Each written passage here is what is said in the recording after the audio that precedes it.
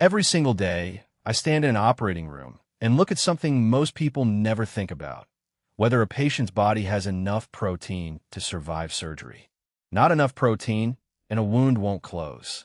Not enough protein, and muscles waste away in a hospital bed. Not enough protein, and the immune system can't fight infection. And yet, outside the hospital, protein has become this confusing buzzword. It's on every food label, every gym bro's Instagram, every diet plan. But almost nobody can actually explain what protein is or what it does once it's inside you. So today, as a surgeon, not an influencer, I'm going to explain protein the way I'd explain it to a patient before surgery. Simply, honestly, and based on what I actually see happen inside the human body. By the end of this video, you'll understand exactly what protein is, what happens the moment you eat it, how much you actually need, and how to tell if you're not getting enough. Let's get into it. Section 1. What protein actually is. Let's start at the very beginning, because most explanations skip this part. Protein is one of the 3 macronutrients your body needs, alongside carbohydrates and fats. But unlike carbs and fats, protein isn't primarily a fuel source. It's a building material. Think of your body like a house that's constantly being renovated every single day. Skin cells are replaced. Muscle fibers are repaired. Enzymes and hormones are manufactured. Antibodies are built to fight infection. All of that construction work requires raw materials. Those raw materials are called amino acids. And protein is simply a chain of amino acids linked together. There are 20 amino acids your body uses. Your body can actually produce 11 of them on its own. But the remaining 9 are called essential amino acids, meaning your body cannot make them. You have to get them from food. That's the entire reason protein matters so much. It's your only source of these essential building blocks. Section 2. What happens when you eat protein? Now here's the part almost nobody explains well. What actually happens the moment you eat a piece of chicken, a scoop of protein powder, or a bowl of lentils? Step 1. In your stomach, acid and an enzyme called pepsin start breaking that protein down into smaller fragments. Step 2. In your small intestine, more enzymes chop those fragments down further, all the way into individual amino acids. Step 3.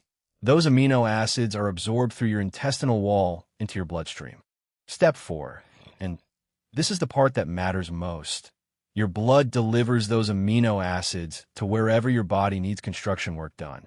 Muscle that got broken down during a workout, amino acids rebuild it stronger. A surgical incision healing, amino acids form new tissue. An immune cell needed to fight a virus, amino acids build it. I've stood over incisions that were healing beautifully in well-nourished patients, and incisions that were falling apart in protein-deficient patients, even with identical surgical technique. The difference wasn't my skill. It was raw material availability. The body simply cannot repair itself without amino acids to work with. Section 3. Why protein is non-negotiable. So let's talk about why this actually matters for you, whether or not you're ever having surgery. Protein isn't just for bodybuilders. It's involved in muscle maintenance. Without enough protein, your body will actually break down your own muscle to get the amino acids it needs elsewhere. That's called muscle catabolism, and it's a real concern in illness, aging, and even in people who are simply under eating protein while dieting. Immune function. Antibodies are proteins. A protein-deficient body has a genuinely weaker immune response. Hormone and enzyme production. Insulin, for example, is a protein. Thousands of enzymes that run your metabolism are proteins. Wound healing and tissue repair. As I mentioned, this is something I witnessed directly in patients. Satiety and weight management. Protein is the most filling macronutrient, which is why high-protein diets are often effective for fat loss. Not through some metabolic magic, but because you simply feel fuller and eat less.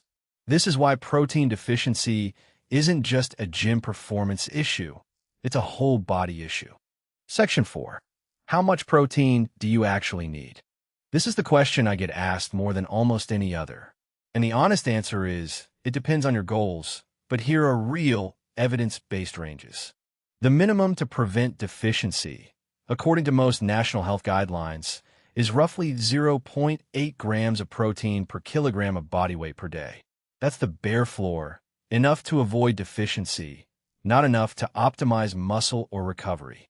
For most active adults, or anyone trying to build or maintain muscle, research generally supports somewhere between 1.2 to 2.0 grams per kilogram of body weight per day. For a person recovering from surgery or illness, which is where my expertise really comes in, protein needs often go up, sometimes significantly because the body is in active repair mode. A simple, practical way to think about it: spread your protein across your meals rather than eating it all at once.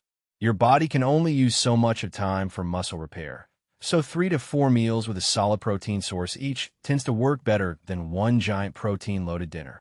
Section 5. Signs you're not getting enough. Here are the real signs I look for in patients and honestly in myself when I've been busy and eating poorly: slow wound healing or frequent minor infections, unexplained muscle loss or weakness, constant fatigue that doesn't improve with sleep, hair thinning or brittle nails, persistent hunger even after eating, swelling in the legs or abdomen, and more severe, prolonged deficiency. If several of these sound familiar, it's worth looking honestly at how much actual protein is in your daily meals, not assuming, but actually checking. Section 6. Best protein sources. Finally, where should this protein actually come from? Animal sources: chicken, fish, eggs, lean beef, dairy, are considered complete proteins, meaning they contain all 9 essential amino acids in good proportions. Plant sources: lentils, beans, tofu, quinoa, chickpeas, are excellent too and can absolutely meet all your needs, but some are lower in 1 or 2 essential amino acids individually. The simple fix is variety. Combining different plant proteins across the day covers this completely. You don't need to obsess over complementary proteins at every single meal. Just eat a variety across your day. There's no single best source. The best protein source is the one that fits your lifestyle, budget, and values, and that you'll actually eat consistently. Here's the truth I want you to walk away with. Protein isn't a trend, and it isn't complicated.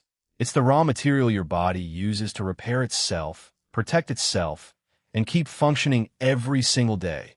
Something I see with my own eyes in the operating room. You don't need fancy supplements or extreme diets to get this right. You need consistent, adequate protein from real food spread across your meals.